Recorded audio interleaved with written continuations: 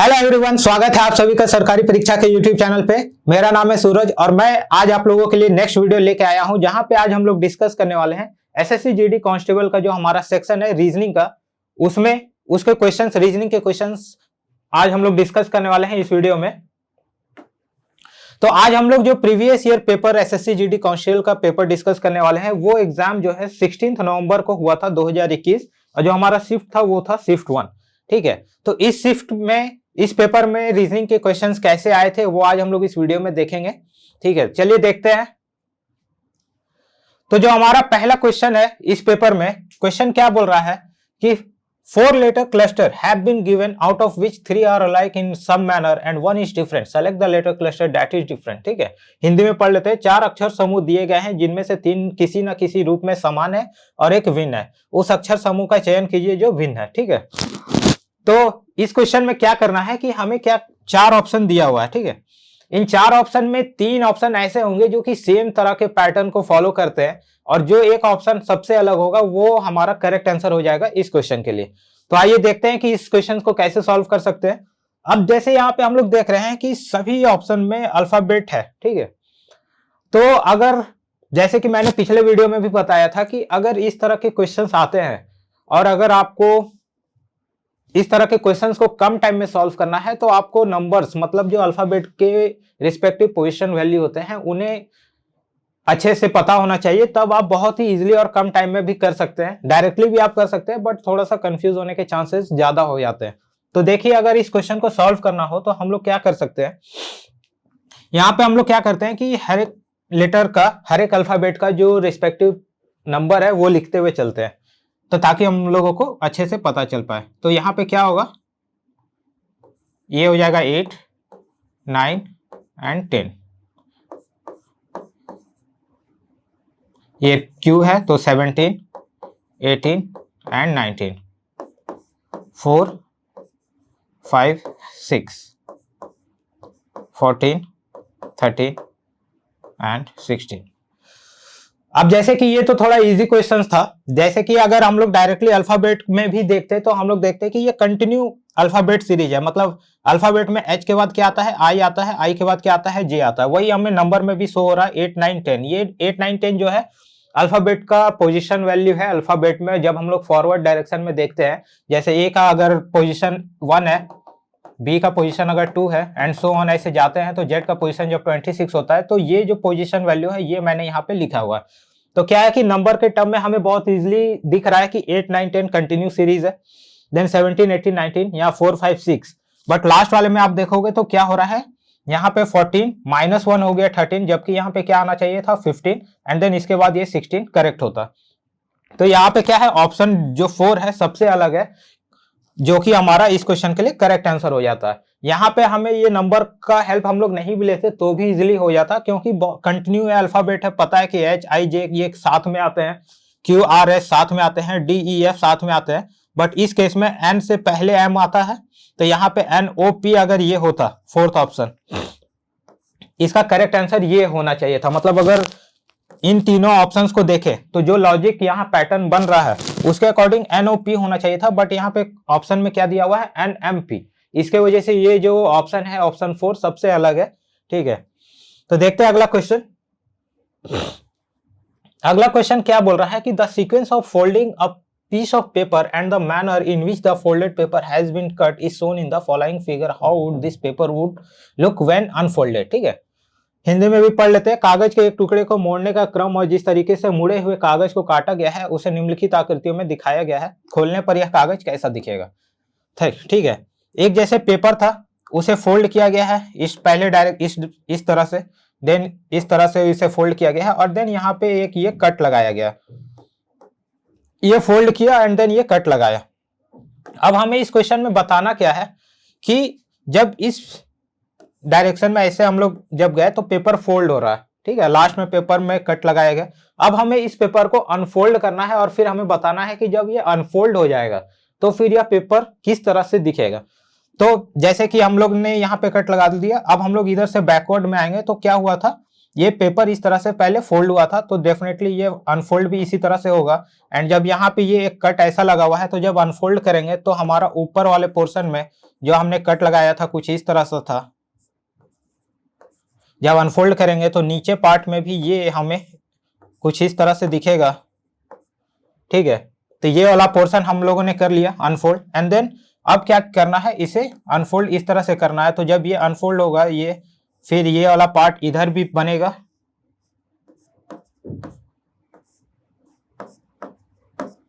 और जब हम लोग सारा पेपर अनफोल्ड कर देंगे तो जो हमारा फाइनल पेपर है अनफोल्ड होने के बाद कुछ इस तरह से दिख रहा होगा।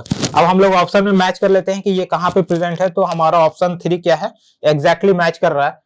यहाँ पे क्या है कि अगर आप करेक्ट आंसर मार्क कर लेते हैं तो एग्जाम में थोड़ा सा ऑप्शन को करेक्टली देखना और मार्क करना भी बहुत जरूरी है, क्योंकि सिमिलर टाइप ऑफ ऑप्शन देखने को ज्यादातर मिलते हैं। अब जस्ट सपोज कि ये फिगर में बहुत ज्यादा डिफरेंस नहीं है, ठीक है। क्या है, यहाँ पे सिर्फ ये एक लाइन मिस है हर एक में, बट अगर आपके पास टाइम कम है या आपने थोड़ा सा मिस कर दिया, ध्यान नहीं दिया, तो आप हो सकता है कि ऑप्शन 2 भी मार्क कर ले, ठीक है। तो इस तरह से ये आपका इनकरेक्ट हो जाएगा। और ऑप्शन 1 में भी अगर आप देखोगे तो यहाँ पे ये जो डार्क पार्ट है ये यहाँ पे मिसिंग है, तो इसके वजह से ये भी चीजें हैं, और ऑप्शन 4 होने के चांसेस नहीं है। बट क्या है कि अगर आपके पास टाइम कम है और आप थोड़ा जल्दी में अगर ऑप्शन मार्क करते तो हो सकता है कि आप, करेक्ट आंसर हमारा 3 है तो आप 1 और 2 भी मार्क कर सकते हो। तो इन चीजों का भी एग्जाम में थोड़ा सा ध्यान देना है कि हम लोग अगर करेक्टली आंसर फाइंड आउट कर रहे हैं तो करेक्ट ऑप्शन भी मार्क करें, ताकि हमारा निगेटिव मार्किंग ना हो, ठीक है। देखते हैं अगला क्वेश्चन। अब हमारा अगला क्वेश्चन क्या बोल रहा है कि select the option in which the given figure is embedded. मतलब क्या है कि ये हमारा फिगर दिया हुआ है, ये पार्ट है, हमें बताना है कि ये जो पार्ट है हमारे गिवन ऑप्शन में ये कहाँ पे एग्जिस्ट करता है, मतलब एज इट इज ये प्रेजेंट होना चाहिए, हिडन किया हुआ है, और हमें वो ऑप्शन फाइंड आउट करना है। तो आप अगर सारे ऑप्शंस को देखेंगे तो आपको बहुत ही इजीली विजिबल होगा कि ये जो हमारा ऑप्शन 1 में है ये एज इट इज मैच कर रहा है जो हमारे ये क्वेश्चन फिगर में दिया हुआ है, ठीक है। तो इसका करेक्ट आंसर क्या हो जाएगा, ऑप्शन 1 हो जाएगा। देखते हैं अगला क्वेश्चन। अगला क्वेश्चन क्या बोल रहा है कि select the option that is related to the third term in the same way as the second term is related to the first term, ठीक है। इन दोनों के बीच में, भुवनेश्वर और उड़ीसा के बीच में जिस तरह का रिलेशन बन रहा है वो हमें बताना है कि आइजॉल और क्वेश्चन मार्क की जगह पे क्या हो सकता है, ठीक है। क्वेश्चन मार्क का हमें फाइंड आउट करना है कि यहाँ पे क्या आएगा। हिंदी में भी पढ़ लेते हैं। उस विकल्प का चयन कीजिए जो तीसरे पद से उसी प्रकार संबंधित है जैसे दूसरा पद पहले पद से संबंधित है, ठीक है। तो अब ये क्या है कि यहाँ पे आपको थोड़ा सा जीके का पता होना चाहिए कि उड़ीसा और भुवनेश्वर के बीच में क्या रिलेशन है। तो जैसे कि हमें पता है कि उड़ीसा स्टेट है और उसका कैपिटल है भुवनेश्वर, ठीक है। तो क्वेश्चन मार्क की जगह पे ऐसा एक स्टेट का नाम आएगा जिसका कैपिटल क्या है, आइजॉल है, ठीक है। तो हमें पता है कि ये किसका है कैपिटल, मिजोरम का है। तो इसका जो करेक्ट आंसर क्या होगा, ऑप्शन 1 मिजोरम इसका करेक्ट आंसर हो जाएगा, ठीक है। अब यहाँ पे हम लोग अगला क्वेश्चन देख लेते हैं। अगला क्वेश्चन है हमारा सीटिंग अरेंजमेंट से। क्वेश्चन क्या बोल रहा है कि 8 फ्रेंड, ठीक है, 8 दोस्त है, ABCDEFG एंड H, ठीक है। 8 फ्रेंड का नाम दिया हुआ है। बोल क्या रहा है, are sitting in a straight line, ठीक है। स्ट्रेट लाइन 8 लोग बैठे हुए हैं, किस तरफ फेस कर रहे हैं, नॉर्थ की ओर फेस कर रहे हैं। तो जैसे कि नॉर्थ हमारा, जैसे हमने ये देखा है कि नॉर्थ यहाँ पे होता है, साउथ, ये ईस्ट, ये वेस्ट, ठीक है। इसको थोड़ा सा ध्यान में देते हुए हम लोगों ने क्या किया, इसी तरह से पोजीशन पुट कर रहे हैं। ये नॉर्थ की तरफ फेस कर रहा है, तो जब नॉर्थ की तरफ फेस कोई करेगा तो डेफिनेटली उसका जो राइट होगा इस साइड में होगा एंड उसका जो लेफ्ट होगा इस साइड में होगा, ठीक है। अब 8 लोगों को प्लेस करना है, मतलब 1 2 3 4 5 6 7 8, 2 3 4 5 6 7 8, ठीक है। 8 लोगों को अब हमें बैठाना है। अब हम लोगों को क्या करना है कि यहाँ पे क्वेश्चंस को पढ़ते हुए जाना है, हर एक स्टेटमेंट को, जिस स्टेटमेंट से हमें एग्जैक्ट पोजीशन इनमें से किसी का पता चलते जाए उन्हें पहले हम लोग प्लेस करते हुए चलेंगे, एंड देन फिर जो पार्ट हमारा बच जाएगा उन्हें लास्ट में प्लेस करेंगे, ठीक है। अब यहाँ पे क्या बोल रहा है कि F is sitting between D and G। यहाँ पे ये बोल दिया कि F जो है D और G के बीच में बैठा हुआ है, बट एग्जैक्ट पोजीशन नहीं बताया गया है कि इनमें से किसी का भी कि कहाँ पे ये है, मतलब राइट से सेकंड में है, लेफ्ट से सेकंड में है, मतलब इस तरह से जो एग्जैक्ट पोजीशन होना चाहिए। तो वो अभी तक नहीं बताया गया है इस स्टेटमेंट। तो अभी हम लोग इसे थोड़ा सा स्किप करते हैं और लास्ट में इसे यूज करेंगे। फिर यहाँ पे क्या बोल रहा है कि B sitting between H and A. ठीक है, यहाँ पे भी बोल दिया कि बी एच एंड ए के बीच में है, बट एच ए या बी का किसी का भी एग्जैक्ट पोजीशन हम लोग अभी नहीं फाइंड आउट कर सकते। तो अभी हम लोग इसे भी स्किप करते हैं। तो अभी हम लोग को ध्यान देना है कि हमने अभी इसे प्लेस नहीं किया है, इसे भी यूज नहीं किया है। क्या अब नेक्स्ट क्या बोल रहा है, E is third to the left of G. ठीक है, ई का position is third to the left of G बोल दिया। अब बोल रहा है कि G is sitting at one of the corner. अब देखो कि ये स्टेटमेंट जो यहां पे बोल रहा है, इन दोनों को पढ़ो। E is third to the left of G, मतलब जी अगर है तो उसके थर्ड पोजीशन पे ई बैठा हुआ है, ये हमें इस स्टेटमेंट में पता चल गया। दूसरा क्या बोल रहा है, G is sitting at one of the corner. ठीक है, अब बोल रहा है कि जी एक कॉर्नर पे प्रेजेंट है। अब जस्ट सपोज कि हम लोग जी को यहां पे प्लेस करते हैं, हम लोग एज्यूम कर रहे हैं कि अगर जी यहां बैठा हुआ है तो इसके लेफ्ट साइड में तो कोई स्पेस ही नहीं है। क्यों? क्योंकि हमने ये 8 लोगों का पोजीशन यहां पे बनाया हुआ है, तो जी तो डेफिनेटली यहां पे नहीं होगा, क्योंकि हमें क्या है, इस वाले को भी प्लेस करना है, क्योंकि जी के लेफ्ट में ई बैठा हुआ है, वो भी थर्ड पोजीशन पे। तो इट मीन्स कि जी तो है, जो इस कॉर्नर पे तो नहीं बैठेगा। डेफिनेटली जो जी है यहाँ पे प्रेजेंट होगा, तभी ये हमारा फुलफिल हो पाएगा। और यहाँ के अकॉर्डिंग जो हमारा पिछला स्टेटमेंट था, ई यहाँ पे होगा, जी वन ऑफ द कॉर्नर। तो ये हमारा स्टेटमेंट हमने यूज कर लिया, ये वाला भी स्टेटमेंट यूज कर लिया। ठीक है, थोड़ा सा इरेज कर।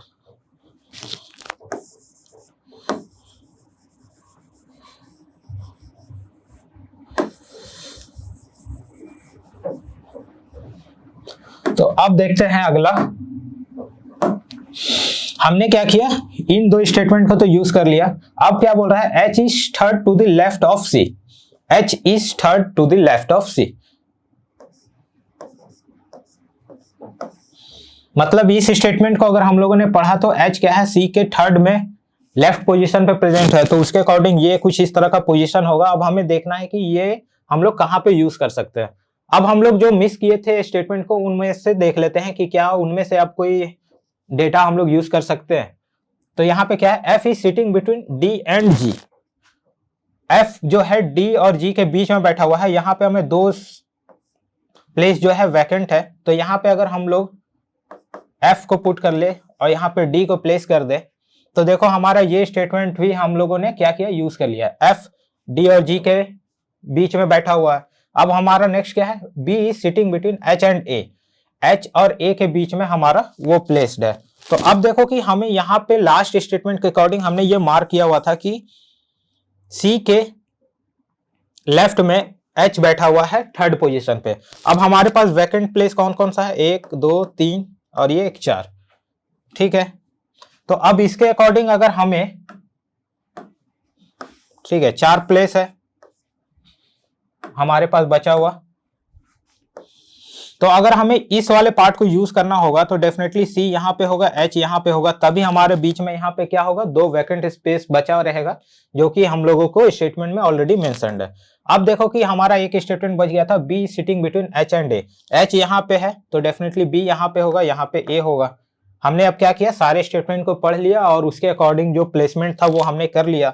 अब हम लोग क्वेश्चन पढ़ लेते हैं कि क्या बोल रहा है, who is sitting between A and B। A और B के बीच में कौन है, यहाँ पे C प्रेजेंट है।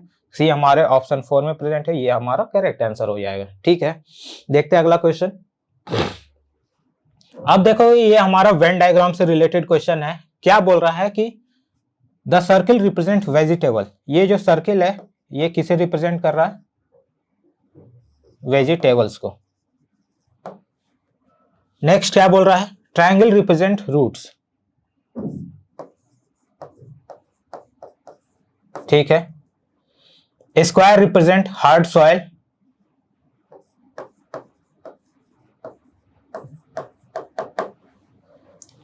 नेक्स्ट क्या है, रेक्टेंगल रिप्रेजेंट समर।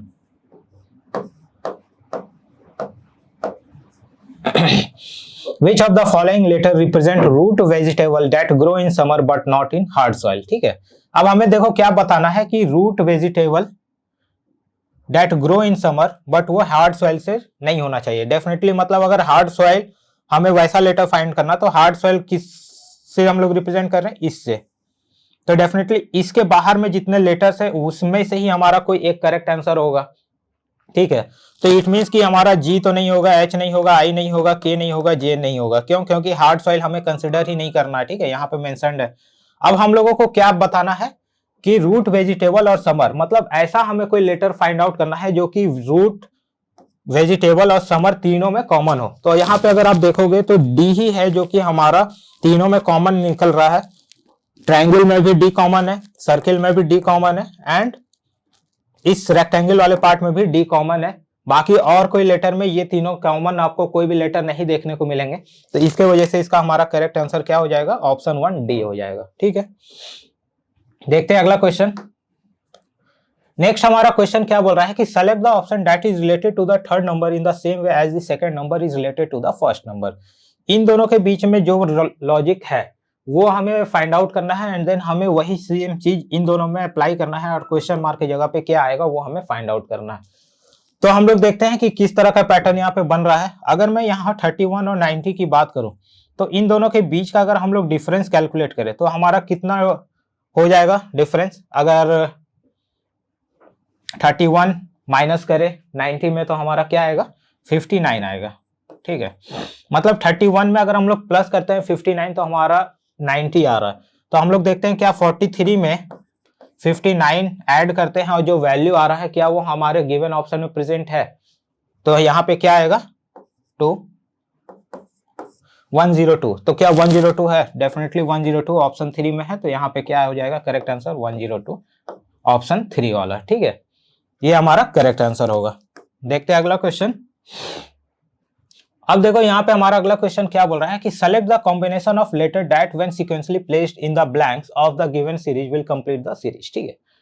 ये हमारा क्या है, एक सीरीज दिया हुआ है, बीच बीच में आपको कुछ ब्लैंक स्पेस दिया हुआ है। अब हमें यहाँ पे ये फाइंड आउट करना है कि ऑप्शंस में से किस ऑप्शंस को वहां ब्लैंक स्पेस की जगह पे पुट करें तो एक फिक्स टाइप ऑफ सीरीज जो है फॉर्म होना चाहिए, ठीक है।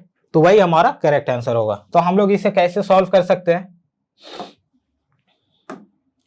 पहला तो ऑप्शन हमें यहाँ पे सॉल्व करने का एक है कि हम लोग क्या करें, सभी ऑप्शंस को में जो लेटर्स दिए हुए हैं उन सभी को यहाँ पे पुट करते हुए जाए, सब्स्टिट्यूट करते हुए जाए, और फिर हम लोग ये ऑब्जर्व करने का कोशिश करें कि किस तरह का पैटर्न यहाँ पे बन रहा है।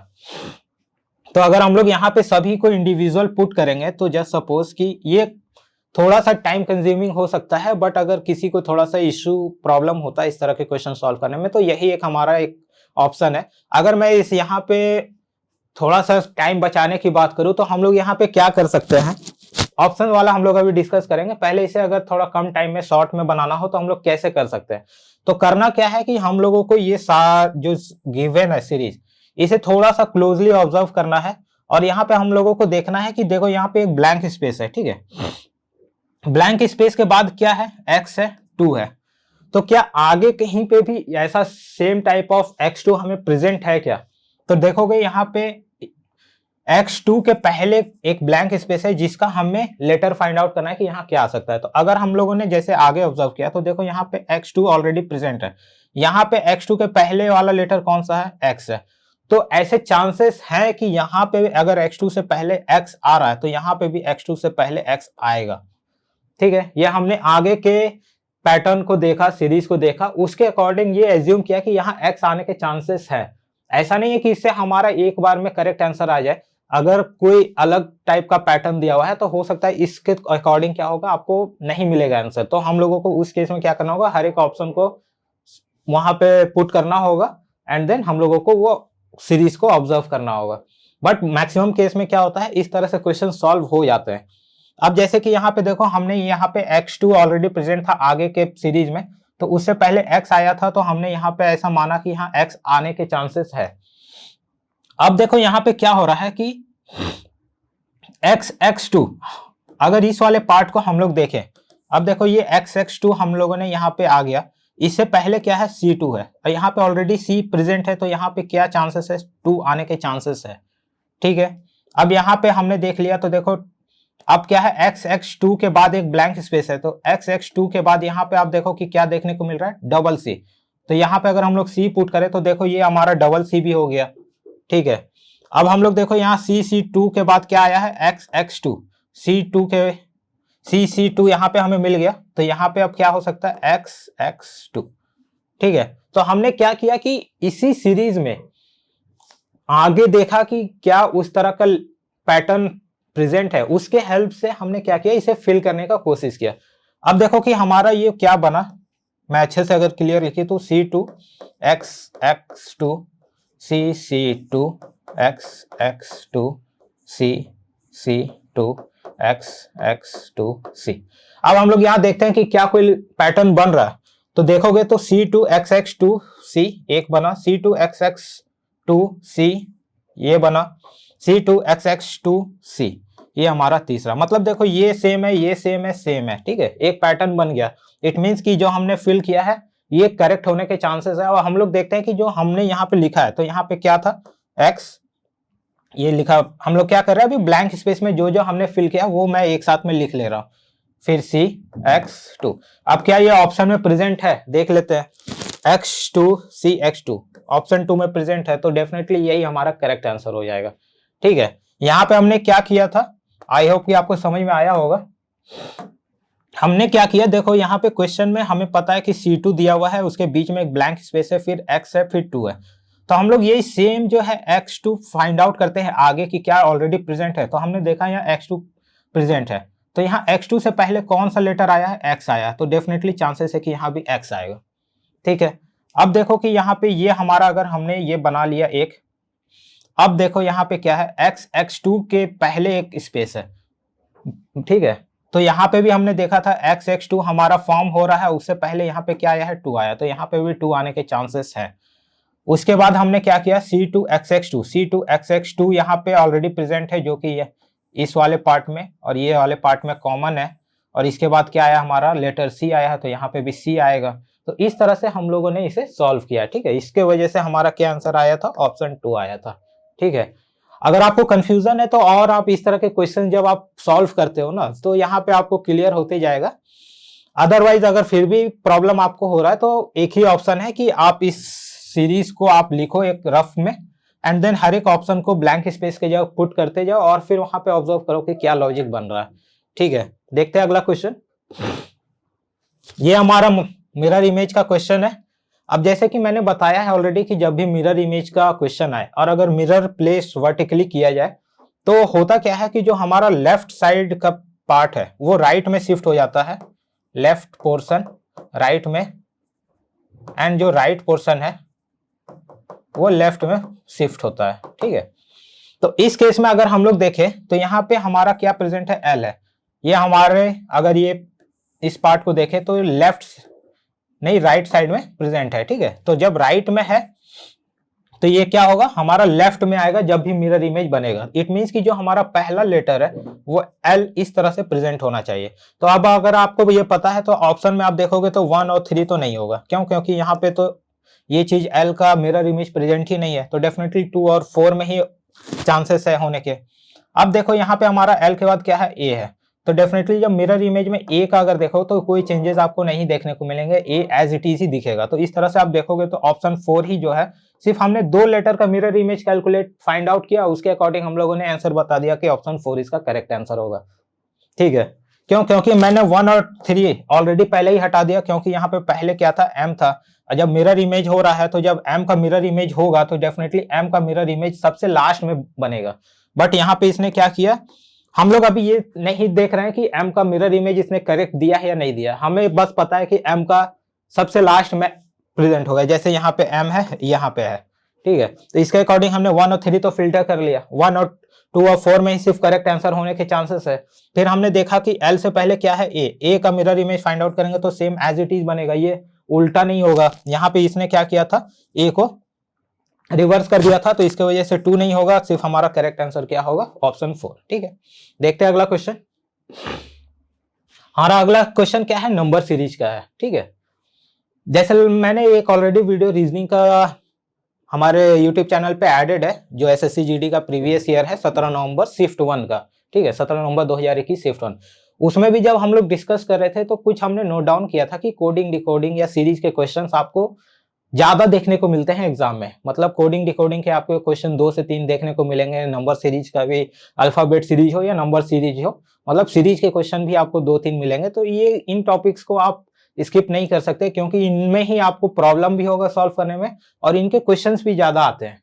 तो इस तरह से टॉपिक को फिल्टर आउट करना होगा एंड हमें लास्ट मोमेंट में क्या है, इन टॉपिक्स के अच्छे से अच्छे क्वेश्चन ज्यादा से ज्यादा प्रैक्टिस करना होगा, ताकि इनके क्वेश्चन स्किप ना हो। अब जैसे कि मैं इस क्वेश्चन की बात करूं, तो यहाँ पे क्या है, हमें नंबर सीरीज दिया हुआ है, क्वेश्चन मार्क की जगह क्या आएगा ये हमें फाइंड आउट करना है। तो अब हम लोग क्या करते हैं, पहले नंबर सीरीज को अच्छे से देखते हैं, उसके बाद देखते हैं कि किस पैटर्न लॉजिक को हम लोगों को अप्लाई करना है क्वेश्चन मार्क का वैल्यू फाइंड आउट करने के लिए।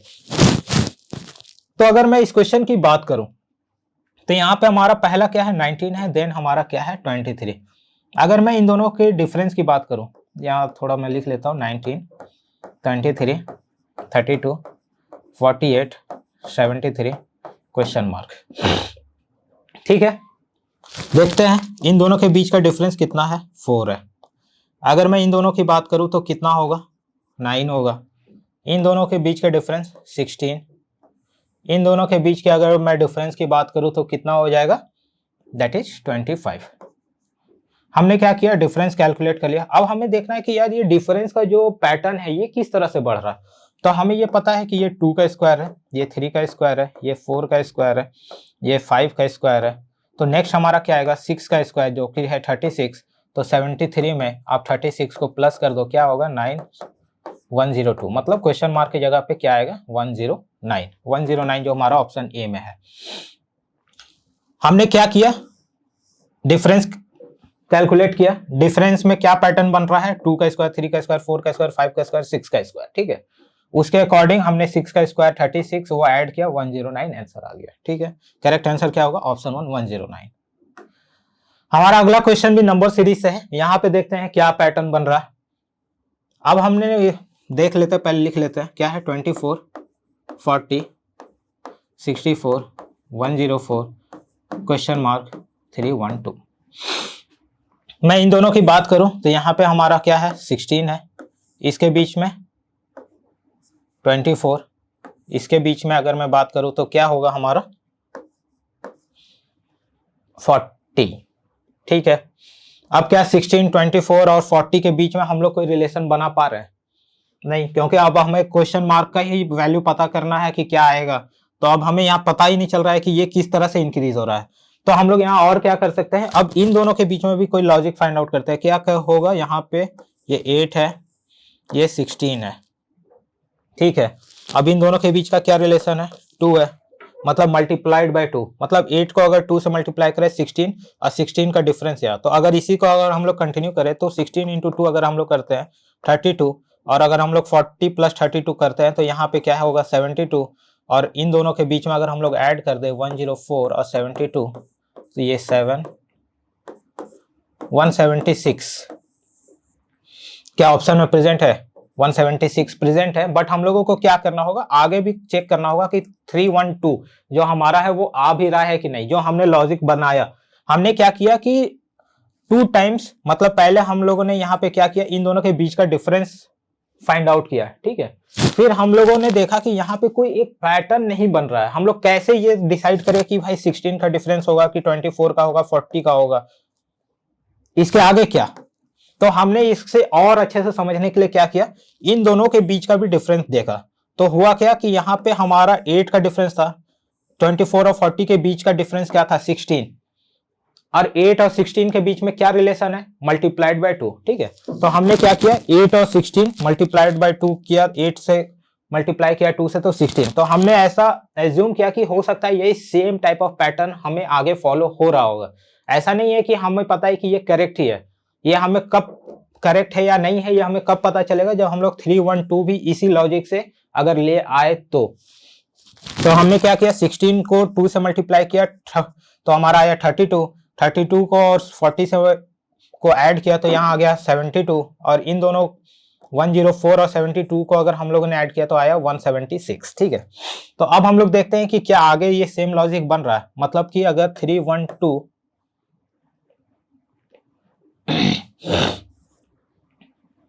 तो अगर इसी सेम पैटर्न को अगर हम लोग कंटिन्यू करते हैं तो यहाँ पे आगे क्या होना चाहिए, 32 इंटू 2 दैट इज 64, 72 और 64 को अगर ऐड करें तो 6, ये हमारा क्या आ जाएगा 13, तो यहाँ आएगा 136 और क्या 136 को ऐड करते हैं तो 312 आता है, डेफिनेटली आ रहा है। इट मीन्स कि हमारा जो लॉजिक है यही सेम पैटर्न बन रहा है और इसके वजह से हमारा जो करेक्ट आंसर क्या हो जाएगा 176 हो जाएगा। ठीक है, आई होप कि आपको समझ में आया होगा। मैं क्या करता हूँ एक और इसे बता देता हूँ कि यहाँ पे क्या बन रहा है। यहाँ पे बेसिकली क्या हो रहा है कि जैसे ये 24 है, 40 है, 64 है, 104 है, ये हमारा क्वेश्चन मार्क है और 312 है। इन दोनों के बीच का अगर आप डिफरेंस देखोगे तो ये हमारा 16 है। इन दोनों के बीच का अगर आप डिफरेंस देखोगे तो ये हमारा 24 है। इन दोनों के बीच का अगर आप डिफरेंस देखोगे तो ये हमारा है 40। बट हम लोगों को अब यहाँ पे इसके हेल्प से नहीं पता चलेगा कि 16, 24, 40 आगे कौन सा नंबर आएगा। तो इसको कैलकुलेट करने के लिए हमने क्या किया, इन दोनों के बीच क्या लॉजिक है वो हम लोग फाइंड आउट करने के लिए फिर इन दोनों का भी डिफरेंस देखा। तो यहाँ पे क्या आया 8 आया, फिर इन दोनों के बीच का डिफरेंस देखा, यहाँ क्या आया 16। अब ये 16 और 8 का क्या रिलेशन है, ये मल्टीप्लाइड बाय 2 है।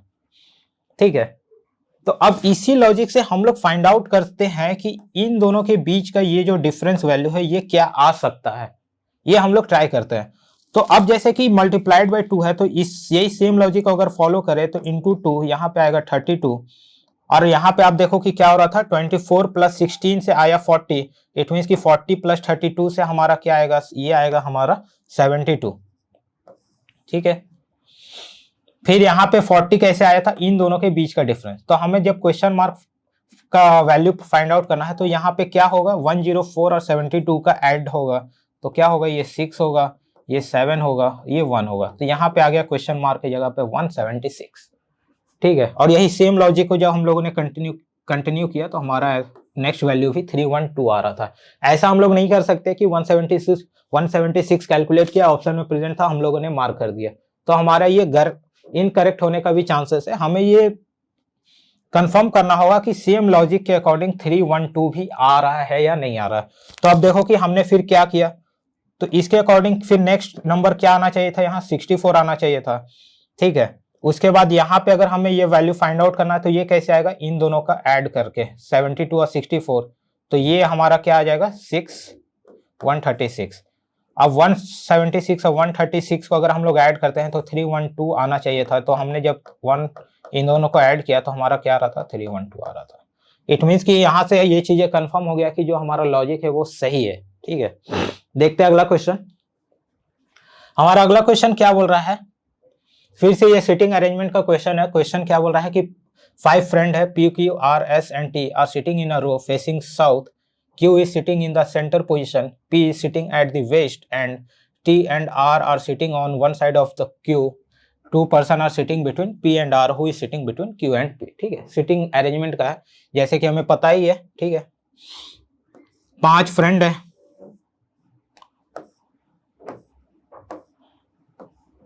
कौन कौन, P, Q, R, S and T। ठीक है, साउथ की ओर फेस किए हुए हैं। तो हमारा साउथ किधर होता है, नीचे की ओर होता है।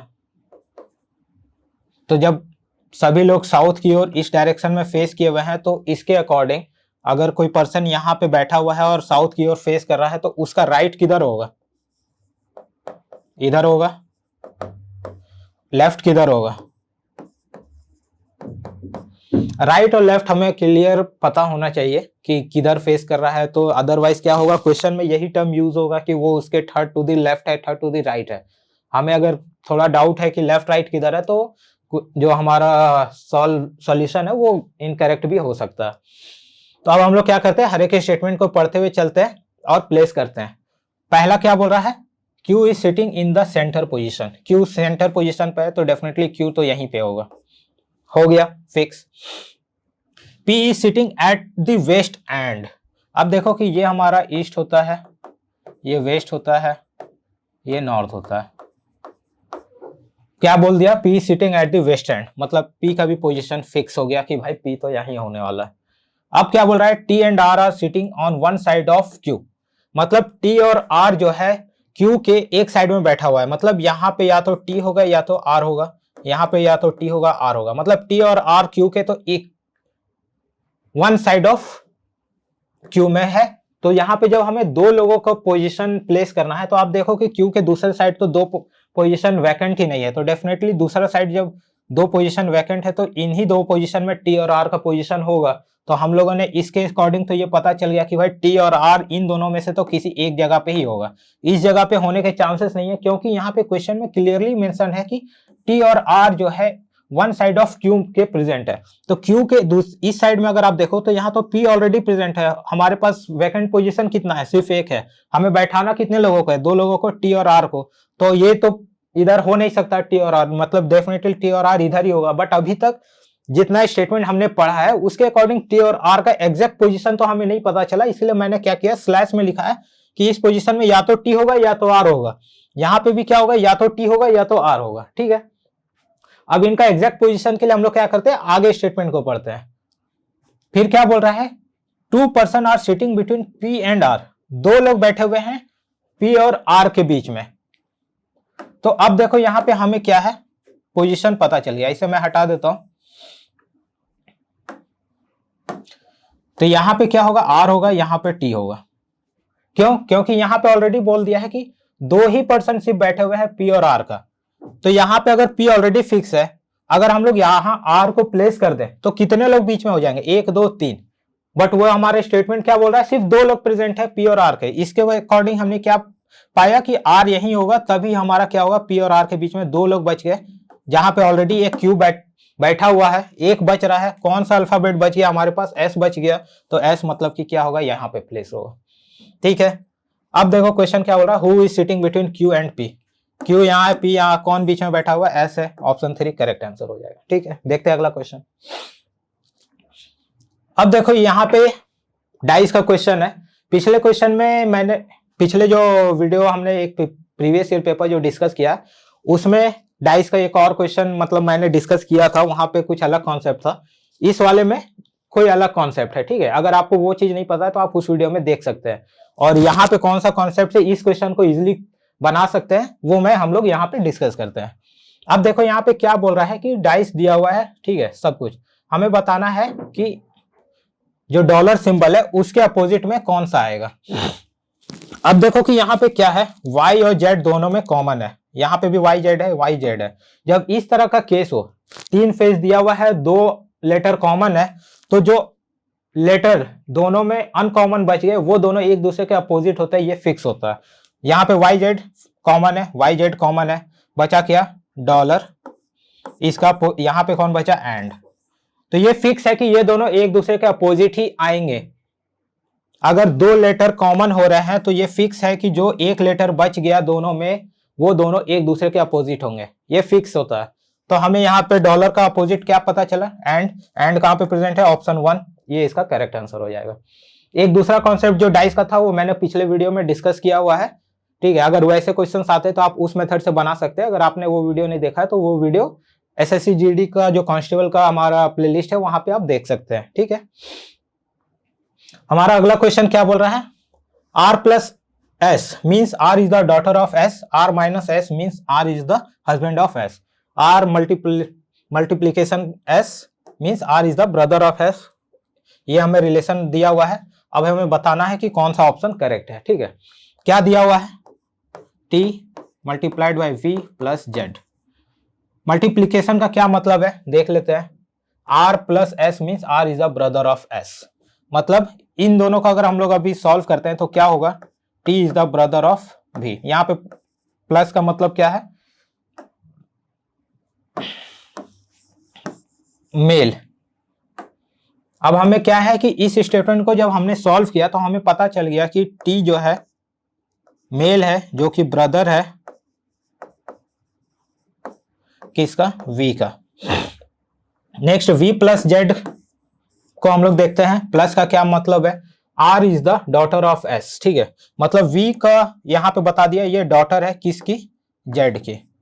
तो ये हमें पता चल गया फीमेल, ये हमें पता है मेल, ये यहाँ पे हमें पता है जेड, जेड का जेंडर अभी तक स्पेसिफाई नहीं है, आइदर ये मदर है या फादर है। अब हमें क्वेश्चन क्या बोल रहा है, then which of the following option is true. अब हम लोगों को बताना है कौन सा ऑप्शन करेक्ट है। T is the uncle of Z, नहीं, क्यों? क्योंकि टी जो है सन है जेड का। T is the father of Z, नहीं, क्योंकि टी का फादर कौन है? जेड है। T is the son of Z, definitely इस रिलेशन से हमें तो यही मिल रहा है कि टी जो है सन है जेड का, क्योंकि टी मेल है, हमें पता है ऑलरेडी। तो आइदर ये मदर हो या फादर हो, कुछ भी मतलब नहीं होता, टी तो हमेशा सन ही रहेगा ना। तो इसके अकॉर्डिंग हमारा जो ऑप्शन 3 है वो इसका करेक्ट आंसर हो जाएगा। 4 भी आप देखो ऑप्शन, वो हमारा इनकरेक्ट ही होगा, T is the brother of Z, नहीं, T is the brother of V अगर होता तो करेक्ट होता, बट ये भी ऑप्शन हमारा गलत हो गया। तो हमारा करेक्ट आंसर कौन सा होगा? ऑप्शन 3 होगा। ठीक है, देखते हैं अगला क्वेश्चन। नेक्स्ट क्वेश्चन क्या बोल रहा है, इन अ सर्टेन कोड, इसका कोड दिया हुआ है, इसका कोड दिया हुआ है, हमें बताना है इसका कोड। तो कोडिंग डिकोडिंग में जो क्वेश्चंस होते हैं, या तो आइदर हमें जो पोजीशन वैल्यू है उसके हेल्प से बनाना होता है, अगर वो नहीं है तो इसमें different different type of question create होते हैं। जैसे कि इस क्वेश्चन की मैं बात करूं तो यहाँ पे अगर आप देखो तो एरो को किससे कोड किया गया? FOOSE।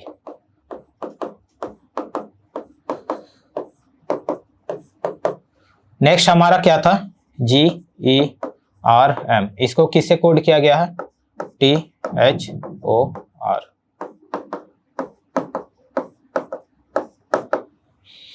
अब देखो यहाँ पे भी R है, R को कोड किसे किया गया? O से। यहाँ पे भी R है, R को किससे कोड किया गया? O से। यहाँ पे भी R है, R को किससे कोड किया गया है? O से। इट मीन्स कि जब हम लोग यहाँ पे देख रहे हैं कि R को हर एक जगह O से ही कोड किया गया है, इट मीन्स कि ये क्वेश्चन क्या है कि रिस्पेक्टिव अल्फाबेट को जो उसके सामने में अल्फाबेट लिखा हुआ है वो ही उसका कोड है। ठीक है, जैसे कोडिंग डिकोडिंग में ये वन ऑफ द टाइप है कि क्या होता है कि जैसे ये हमारा वर्ड है, ये हमें वर्ड दिया हुआ है, तो अगर यहाँ ए फर्स्ट पोजीशन पे है, पहला पोजीशन पे एफ है, तो ए का जो रिस्पेक्टिव कोड है वो एफ ही होगा। ये हम लोगों को कैसे पता चलेगा? जैसे यहाँ पे हमें 2 कोड दिया हुआ था, एरो का और जंप का। यहाँ पे हमने क्या देखा कि आर यहाँ भी कॉमन है, आर यहाँ भी कॉमन है, और यहाँ भी आर कॉमन है। हर एक जगह पे आर को किससे कोड किया गया है? ओ से ही कोड किया गया है। तो डेफिनेटली ये इस टाइप के क्वेश्चन है जो कि हर एक रिस्पेक्टिव अल्फाबेट जो दिया हुआ है उसके सामने का जो अल्फाबेट है वो उस कोड को रिप्रेजेंट कर रहा है। तो इसके अकॉर्डिंग अगर हमें फाइंड आउट करना है तो MOWER का अगर फाइंड आउट करना है, M के सामने कौन सा है? R है, तो R आएगा। O के सामने S है, तो S आएगा। यहाँ पे W है, W के सामने कौन सा है? E है, E होगा। E के सामने कौन सा है? H है, तो यहाँ H आएगा।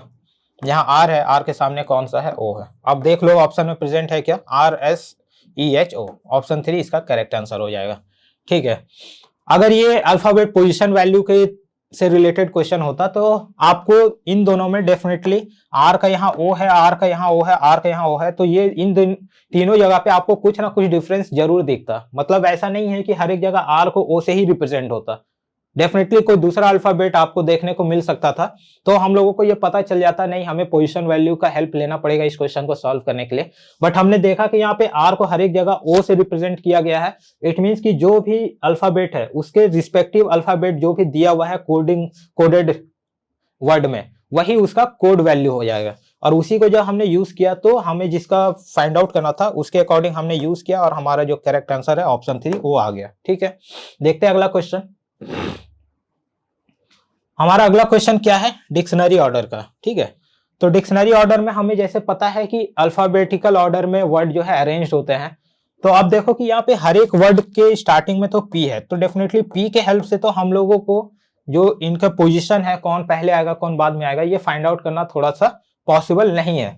तो हम लोग पहले जो कॉमन पार्ट है उन सभी को पहले हम लोग हटा देते हैं। तो क्या है आप देखोगे तो यहाँ PRE यहाँ कॉमन है, PRE 4 वर्ड में क्या है? PRE है, और सेकंड वाले में क्या है? PRI। तो मैं इस क्वेश्चन की अगर बात करूं तो पहले 2 लेटर को अगर हम लोग देखें तो PR, सेकंड पहले दो लेटर की बात करें हर एक वर्ड में तो पी आर कॉमन है, पी आर कॉमन है, पी आर कॉमन है, पी आर कॉमन है, पी आर कॉमन है। इट मीन्स कि पी आर के हेल्प से तो हम लोग नहीं फाइंड आउट कर पाएंगे कि कौन सा वर्ड पहले आएगा। तो हम लोगों को किसका हेल्प लेना होगा, जो हमारा थर्ड लेटर है। तो थर्ड लेटर यहाँ पे क्या है, ई है, थर्ड लेटर यहाँ आई है, थर्ड लेटर यहाँ ई है, थर्ड लेटर ई है, थर्ड लेटर ई है। अब अल्फाबेट पोजीशन के बारे में अगर हम लोग बात करें तो ई वाला जो पार्ट है वो डेफिनेटली पहले आएगा, क्योंकि अल्फाबेट में ई जो है सबसे पहले आता है। अब देखो यहाँ पे 5 वर्ड में 4 वर्ड तो ई से ही है, थर्ड लेटर जो है ई ही है। इट मीन्स कि हमने यहाँ और आई जो है सिर्फ एक में है, तो अल्फाबेट के अकॉर्डिंग ई वाला जो पार्ट है वो तो पहले आएगा और जो आई वाला है वो बाद में आएगा। तो जब 4 में कॉमन है ई, तो इट मीन्स कि जो हमारे 4 वर्ड हैं एक्सेप्ट 2, उन में ही से क्या होगा 1 to 4 जो पोजीशन है वर्ड का, इन चारों में से ही कोई होगा। तो जो आई वाला पोर्शन है ये डेफिनेटली सबसे लास्ट में जाएगा। जैसे कि अगर मैं 5 वर्ड की पोजीशन की बात करूं तो 1 2 3 4 5, ठीक है। तो यहाँ पे जो लास्ट है ये हमारा मिल गया कि भाई आई है, सॉरी 2 वर्ड जो सेकंड वर्ड प्रेजेंट है ये सबसे लास्ट में आएगा। क्यों, क्योंकि इसका जो थर्ड लेटर है वो आई है और अल्फाबेट के अकॉर्डिंग जो आई है जो सबसे लास्ट में आएगा, क्योंकि ई का जो पार्ट है वो वाला वर्ड जो है पहले आना चाहिए according to the alphabet position. तो अब हमें फाइंड आउट करना है कि इन चारों में से 1 to 4 में कौन सा वर्ड पहले होगा। तो अब देखो कि 2 का तो हमने क्लियर कर लिया कि ये तो सबसे लास्ट में जाएगा। अब हमें फाइंड आउट करना है फर्स्ट, थर्ड, फोर्थ एंड 5 में। तो अगर मैं थर्ड लेटर की बात करूं ई के हेल्प से तो हम लोग पोजीशन नहीं फाइंड आउट कर सकते। तो अब हमें क्या करना होगा, ई को हम लोगों को कंसीडर नहीं करना होगा पोजीशन फाइंड आउट करने के लिए। तो अब इसके लिए हम लोग कहां जाएंगे, फोर्थ वर्ड की ओर जाएंगे, फोर्थ लेटर की ओर जाएंगे। तो फोर्थ लेटर अगर मैं बात करूं इस वर्ड में कौन सा है, एस है। फोर्थ लेटर यहाँ पे भी एस है, यहाँ पे पी है, यहाँ पे क्या है, एम है, ठीक है। अब देखो अल्फाबेट के अकॉर्डिंग कौन सा लेटर पहले आएगा, डेफिनेटली एम वाला पहले आएगा। तो जो 5th वर्ड है वो फर्स्ट पोजीशन पे प्रेजेंट होगा। एम के बाद पी आएगा जो कि है हमारा फोर्थ, ये हमारा सेकंड वर्ड होगा। अब हमें फाइंड आउट करना है, ये हमारा काम हो गया, ये हमारा काम हो गया। अब हमें डिसाइड करना है 1 और जो थर्ड वर्ड है इन दोनों के बीच में। तो यहाँ पे अगर हम लोग को अब डिसाइड करना है तो एस का हेल्प तो नहीं लेना होगा, एस को हमें भूलना होगा और हमें जाना होगा नेक्स्ट लेटर की ओर। तो एस यहाँ पे हम लोग हटाएंगे, यहाँ पे हमारा क्या बच रहा है, टी, यहाँ पे बच रहा है सी। तो सी वाला पार्ट पहले आएगा, तो यहाँ पे होगा 3, यहाँ पे होगा 1, ठीक है। तो हमारा जो करेक्ट पोजीशन क्या होगा, 5 4 3 1 2, जो हमारा ऑप्शन 3 है। डिक्शनरी ऑर्डर में क्या है कि हम लोग हर एक लेटर को देखते हैं। अगर कोई लेटर ऐसा है जो कि सभी में कॉमन है तो हम लोग उसको स्किप करके फिर अगले लेटर के हेल्प लेते हैं ताकि हम लोग उसका जो पोजीशन है वो फाइंड आउट कर पाए। तो हमने अभी तक वही किया, पहले में हमारा पी आर कॉमन था तो हम लोगों ने पी आर को स्किप किया। उसके बाद जो हमारा था 4 वर्ड में ई कॉमन था, तो हमें ये पता चल गया कि भाई इन चारों में से ही जो स्टार्टिंग फोर्थ पोजीशन है इन चारों में से ही होने वाला है। और जो हमारा 5th वर्ड था उसमें आई प्रेजेंट था, तो हमें पता चल गया ई के बाद ही आई आएगा। तो आई को हमने वाले पार्ट को जो है सबसे लास्ट में प्लेस कर दिया 2। उसके अकॉर्डिंग फिर हम लोगों ने देखा कि ई कॉमन था तो ई को फिर हमने स्किप किया। उसके बाद हम लोग 4th लेटर पे गए, उसके हेल्प से जितने हम लोगों ने पोजीशन फाइंड आउट किया मिल पाया वो हम लोगों ने फाइंड आउट किया। देन हम लोग फिर नेक्स्ट लेटर में गए, उसके अकॉर्डिंग हमने ये फाइनल पोजीशन फाइंड आउट किया जो कि हमारा ऑप्शन 3 में प्रेजेंट था। ये हमारा करेक्ट आंसर होगा। देखते हैं अगला क्वेश्चन। हमारा अगला क्वेश्चन क्या बोल रहा है कि select the letter cluster from the among given that can replace the question mark, ठीक है। अल्फाबेट सीरीज है, क्वेश्चन मार्क की जगह पे क्या आएगा वो हमें फाइंड आउट करना है। तो अब यहाँ पे अगर आपको ठीक है पोजीशन वैल्यू पता है तो आप बार बार लिखोगे, अदरवाइज क्या होगा कि आप डायरेक्टली क्वेश्चन में भी देख सकते हो कि क्या आंसर हो सकता है। अब देखो कि यहाँ पे क्या है, एस का क्या होता है 19 होता है, ये क्या होता है 16 होता है, ये क्या होता है 13 होता है, ये क्या होता है 10 होता है। तो हो क्या रहा -3 -3 -3। हर एक वर्ड का जो पहला लेटर है उनमें -3 बन रहा। तो नेक्स्ट जो हमारा क्या होगा -3 मतलब कि 7 आएगा। 7 किसका होता है, जी का होता है। अब देख लो जी कहाँ कहाँ प्रेजेंट है, 1 और थर्ड ऑप्शन में। तो वही ऑप्शन 2 और ऑप्शन 4 तो गया, इनमें से करेक्ट आंसर नहीं होगा। नेक्स्ट हम लोग देखते हैं यहाँ पे के क्या है 11, M क्या है 13, O क्या है 15, Q क्या है 17। अब यहाँ पे क्या है 11 + 2 13, 13 + 2 15 + 2 17, नेक्स्ट क्या आएगा +2 दैट इज 19, 19 किसका है S का है। ठीक है, अब देखो GS हमें 2 लेटर ही मिला जो ऑप्शन 1 में प्रेजेंट है, ये इसका करेक्ट आंसर होगा। बस हम लोग मार्क करेंगे, अपना टाइम बचाएंगे। अदरवाइज फिर आपको, और अगर GS भी यहाँ पे कॉमन हो जाता, फिर हम लोग थर्ड लेटर का भी पैटर्न देखते हैं क्या होता। H है -1 हो रहा है, फिर -1 हो रहा है इनके बीच में, फिर -1 हो रहा है, यहाँ -1 हो रहा है, तो यहाँ पे क्या आएगा D आएगा। तो हमारा करेक्ट आंसर हो जाएगा GSD, जो कि हमारा ऑप्शन 1 में है। ठीक है, अगला क्वेश्चन है हमारा मिसिंग नंबर का। ठीक है, यहाँ पे क्वेश्चन मार्क दिया हुआ है, हमें फाइंड आउट करना है कि यहाँ पे कौन सा वैल्यू आएगा। तो आप देखते हैं कि क्या पैटर्न बन सकता है। तो अगर आप देखोगे इन दोनों को अगर आप ऐड करते हैं तो 30 आता है, जो कि हमारे मिडिल में यहाँ प्रेजेंट है। इन दोनों को यहाँ पे अगर आप ऐड करते हैं तो 42 आता है, जो कि यहाँ प्रेजेंट है। तो डेफिनेटली क्वेश्चन मार्क की जगह पे क्या आएगा, इन दोनों को ऐड करो तो क्या होगा 39 और 15 को ऐड करेंगे तो ये हो जाएगा 4 5 54, जो कि हमारे ऑप्शन 3 में है। ये हमारा करेक्ट आंसर हो जाएगा। देखते हैं अगला क्वेश्चन। क्वेश्चन क्या बोल रहा है कि select the option that is related to the third term in the same way as the second term is related to the first term. ठीक है, ऑलरेडी इस तरह के क्वेश्चंस ऑलरेडी बहुत डिस्कस किए हैं इसी सेट में पहले भी। तो क्या करना है, इन दोनों के बीच में जो रिलेशन है वो अप्लाई करना है, और क्वेश्चन मार्क की जगह पे क्या आ सकता है वो हमें फाइंड आउट करना है। तो कैसे सॉल्व कर सकते हैं, देखते हैं। क्या दिया हुआ था BLOCK। ठीक है, अब क्या हो रहा है, पोजीशन वैल्यू की मैं बात करूं तो ये 2 क्या है 11। ठीक है, अब देखो कि क्या लिखा था LBPKC, इससे कोड किया गया है, इसका क्या होगा 12।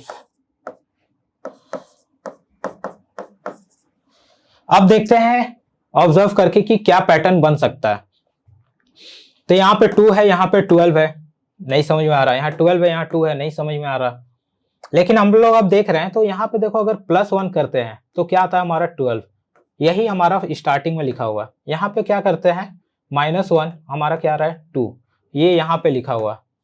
ठीक है, यहाँ पे क्या करते हैं +1 16, जो कि यहाँ लिखा हुआ है, -1 करके 11, जो कि यहाँ लिखा हुआ है, यहाँ पे +1 3 किसको होता है C को बोलते हैं, तो यहाँ पे ये लिखा हुआ। मतलब कि हमें यहाँ लॉजिक क्या समझ में आया कि क्वेश्चन में दिया हुआ था ब्लॉक। ठीक है, BLOCK, इसमें इसने क्या किया है कि इसे पहले क्या किया, रिवर्स ऑर्डर में लिखा। क्या हो गया रिवर्स में, KCOLB। अब यहाँ पे ये क्या किया, +1 -1 +1 -1 +1। तो जब हमने ये अप्लाई किया तो यहाँ पे हमें कोड क्या आया LBPKC।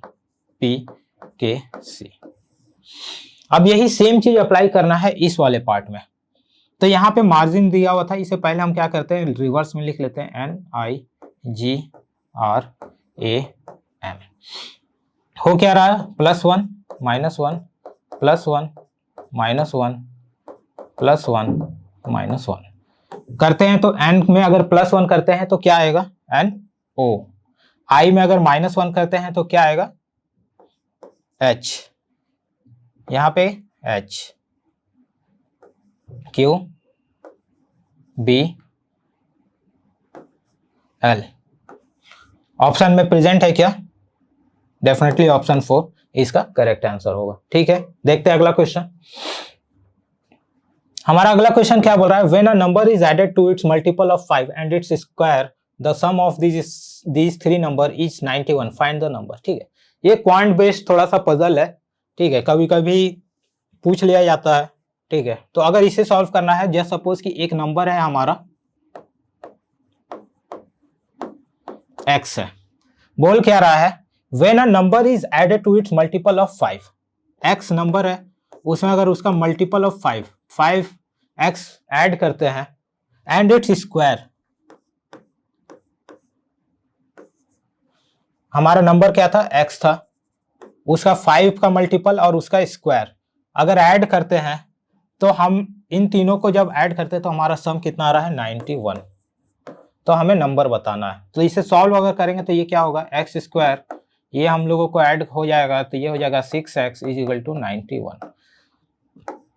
X square plus 6x minus is equal to 0 लिख सकते हैं। ये हमारा हमने मैथ्स में पढ़ा है क्वाड्रेटिक इक्वेशन। इसे सॉल्व करेंगे तो हमारा x का वैल्यू आ जाएगा, वही हमारा करेक्ट आंसर होगा। अगर इसे सॉल्व करते हैं तो क्या होगा, x 91 हमें लाना है तो क्या हो जाएगा यहाँ पे 13 माइनस 7 x माइनस, सही है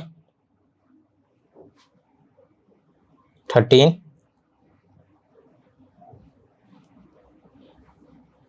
एक सेकेंड देख लेता हूँ मैं, अगर 3, हाँ ठीक है। तो यहाँ पे क्या होगा, x square plus 13x minus 7x minus 91 is equal to 0।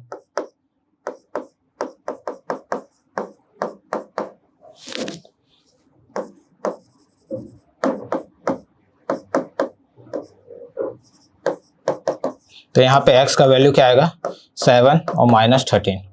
तो डेफिनेटली 13 तो होगा नहीं, नेगेटिव वैल्यू होगा क्या, प्लस हमारा ऑप्शन 3 7 दिया हुआ है, यही हमारा करेक्ट आंसर हो जाएगा। हमारा अगला क्वेश्चन है, in a certain coded language circle is written as, circle को इस तरह से लिखा गया है, स्क्वायर को फिर किस तरह लिख सकते हैं ये हमें बताना है। तो देख लेते हैं कैसा हो सकता है। जैसे सर्किल CIRCLE क्या है 3 9 10, किससे कोड किया गया है DLWAHY,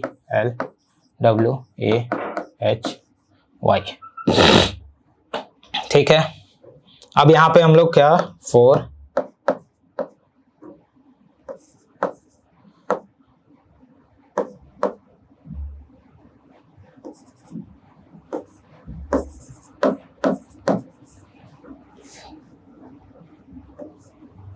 ठीक है, यहाँ पे क्या हो रहा है +1, यहाँ क्या हो रहा है +3 +5, यहाँ पे क्या हो गया -2 -4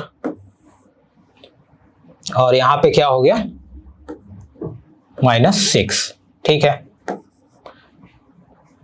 ये हमारा हो गया। तो हमने क्या देखा +3 +5 सॉरी +1, ये मैं मिस कर दिया था, +1 +3 +5, देन फोर्थ लेटर से क्या हो रहा है -2 -4 -6, ये पैटर्न बन रहा है। अब यही सेम चीज को हमें क्या करना है यहाँ पे बनाना है। तो क्या है SQUARE 19 17 21 1 18 5। तो क्या करना है +1 +3 +5 -2 -4 -6, क्या आएगा 20 20 26। ए को हम लोगों को पता है 1 या 27, 27 में 2 गया तो क्या होगा 25 14, ये हमारा 5 इधर से जाएगा तो हमारा क्या आएगा 26 और ये आ जाएगा 25, ठीक है। अब रिस्पेक्टिव अल्फाबेट ये क्या हो जाएगा T T Z Y N Y, कौन सा मैच कर रहा है option 3 T T Z Y N Y, इसका करेक्ट आंसर हो जाएगा, ठीक है। देखते हैं अगला क्वेश्चन। अभी हमारा सिलॉग का क्वेश्चन है, ठीक है। क्वेश्चन क्या बोल रहा है, 2 स्टेटमेंट दिया हुआ, कंक्लूजन दिया हुआ, हमें देखना है कि कौन सा कंक्लूजन फॉलो कर रहा है नहीं। इसका ऑप्शन मैंने यहाँ पे जैसे लिखा हुआ है, किस तरह के ऑप्शंस होते हैं, neither conclusion 1 nor 2 follows, only conclusion 1 only conclusion 2, both the conclusion follows, ठीक है। देखते हैं इस तरह के क्वेश्चन को कैसे सॉल्व करते हैं। इस तरह के क्वेश्चंस को अगर सॉल्व करना है तो वेन डायग्राम काफी हेल्पफुल होता है। अब जैसे कि अगर मैं पहले स्टेटमेंट की बात करूं तो क्या बोल रहा है, ऑल ब्लूज आर व्हाइट। अगर मैं ब्लू को इस सर्किल से रिप्रेजेंट करता हूं तो पहले स्टेटमेंट के अकॉर्डिंग सभी ब्लू व्हाइट के अंदर में है, ठीक है। बाहर वाला सर्किल व्हाइट को रिप्रेजेंट कर रहा है, तो पहले स्टेटमेंट के अकॉर्डिंग इस तरह से डायग्राम बन गया। फिर क्या बोल रहा है, सम व्हाइट्स आर ग्रेस, कुछ व्हाइट का पार्ट ग्रे के अंदर है। हमें कोई भी स्टेटमेंट में ब्लू और ग्रे का नहीं रिलेशन बताया गया है कि ये दोनों में भी कोई रिलेशन है या नहीं है। गिवन स्टेटमेंट के अकॉर्डिंग इस तरह का वेन डायग्राम बना। अब हम लोग कंक्लूजन पढ़ते हैं कि कौन सा करेक्ट हो सकता है। क्या बोल रहा है? All greys are white. All greys are white definitely नहीं, क्योंकि कोई भी स्टेटमेंट में, यहाँ स्टेटमेंट में सम व्हाइट्स और ग्रेज के बारे में बोला गया है, ऑल ग्रेज के बारे में कोई भी स्टेटमेंट में क्लियरली मेंशन नहीं है, तो ये हमारा कंक्लूजन तो रॉन्ग हो जाएगा। देन क्या है? All greys are blues. Grey और ब्लू का जैसे मैंने बोला कि इन दोनों के बीच का तो रिलेशन ही नहीं मेंशन्ड है, बट स्टेटमेंट में सम व्हाइट्स और ग्रेज ये वाला पोर्शन के बारे में तो मेंशन था, बट ऑल ग्रेज वाला मेंशन नहीं था, जिसकी वजह से कंक्लूजन 1 रॉन्ग हो गया। ऑल ग्रेज और ब्लूज, ग्रेज और ब्लूज के बीच में तो कोई भी रिलेशन नहीं मेंशन्ड है, आइदर ऑल और सम वाला, तो ये भी गलत हो जाएगा। जब दोनों गलत हो गया तो neither conclusion 1 nor conclusion 2 follows, इसका करेक्ट आंसर हो जाएगा। ठीक है, देखते हैं अगला क्वेश्चन। अगला क्वेश्चन क्या है?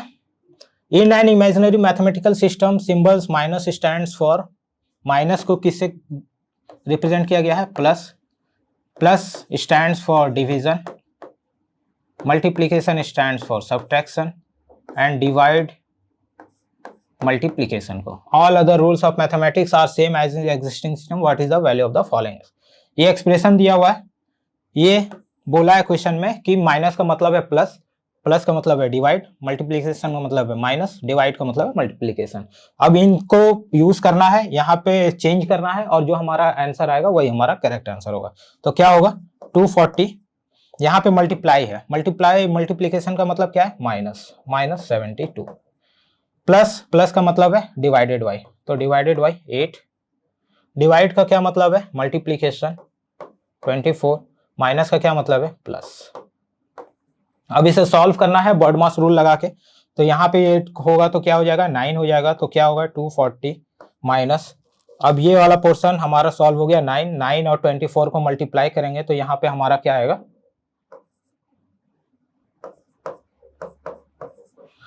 अब इन दोनों को ऐड करेंगे तो क्या आएगा? 246 माइनस, इनको सॉल्व करेंगे तो क्या आएगा? 30, जो कि हमारा ऑप्शन 1 है। ठीक है, ये हमारा करेक्ट आंसर होगा।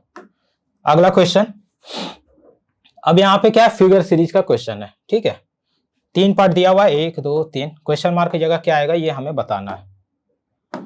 तो देखते हैं क्या बन रहा पैटर्न। तो अगर देखो इस वाले पोर्शन की मैं बात करूं तो पहले ये यहाँ प्लेस था, ये कहाँ चला गया? क्लॉकवाइज रोटेट होके इस वाले पोर्शन में आ गया। नेक्स्ट वाले में ये यहाँ आ गया, तो अगले वाले में ये पोर्शन कहाँ होगा? डेफिनेटली इस जगह पे प्रेजेंट होगा। अब देखो कि ये जो डार्क पार्ट था ये यहाँ पे ये चेंज होके क्लॉकवाइज ये भी मूव कर रहा है, ये इधर आ गया, फिर ये इस वाले में इधर आ गया, तो इस वाले पोर्शन में डार्क कौन सा होगा? ये वाला पोर्शन होगा।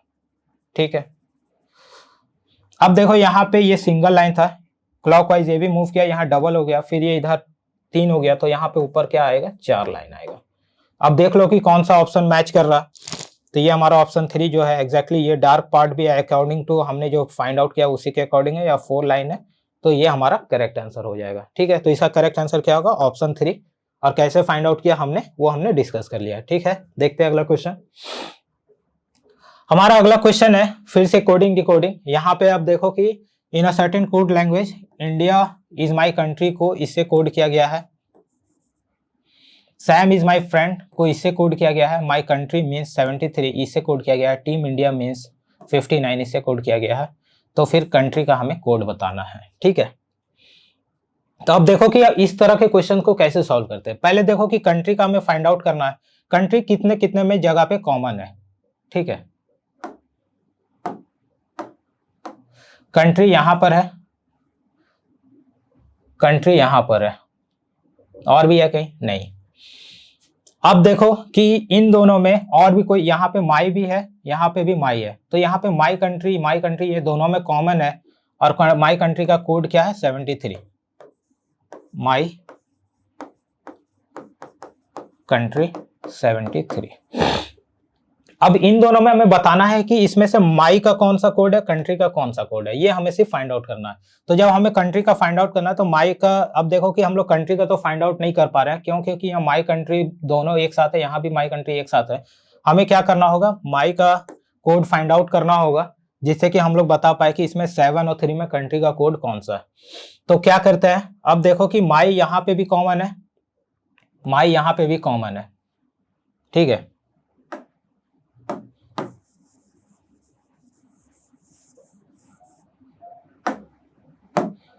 देखो इज माई यहाँ कॉमन है, यहाँ पे इज माई कॉमन है, तो नंबर में देख लेते हैं कि कौन कौन सा नंबर कॉमन है। तो क्या होगा कि हमें इज माई का कोड मिल जाएगा। यहाँ पे इज माई कॉमन में का कोड क्या है 857, यहाँ पे 8634।